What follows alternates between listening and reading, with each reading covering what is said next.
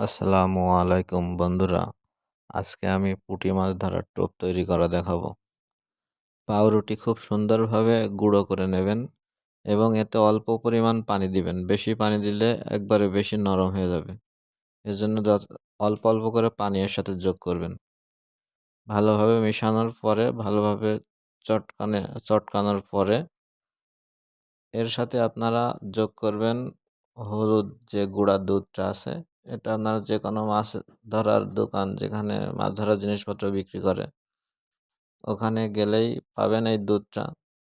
অল্প পরিমাণ আপনারা অল্প ৳20 বা ৳30 কিনলে অনেকখানি পাবেন এবং এটা অনেকদিন ব্যবহার করতে পারবেন। দেখবেন এটা দেওয়ার পরে আপনার টোপটা অনেক বেশি কাজ করবে। আর কখনো পাউরুটি কালো হবে না। অনেক সময় শুধু পাউরুটি দেন, পিঁপড়ার ডিম দেন। দেওয়ার পরে দেখেন যে পাউরুটিটা কালো হয়ে গেছে। পরবর্তীতে মাছ ওইটা তেমন খেতে চায় না। কিন্তু আপনি দুধটা ব্যবহার করবেন।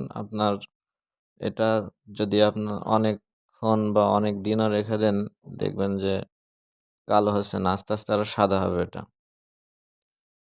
আর এই টোপে মাছ ধরা আমি আপনাদের দেখাবো পরবর্তী ভিডিওতে। ভিডিওটি বড় হয়ে যাবে এইজন্য আমি একসাথে মাছ ধরাটা দেখালাম না। আমার চ্যানেলে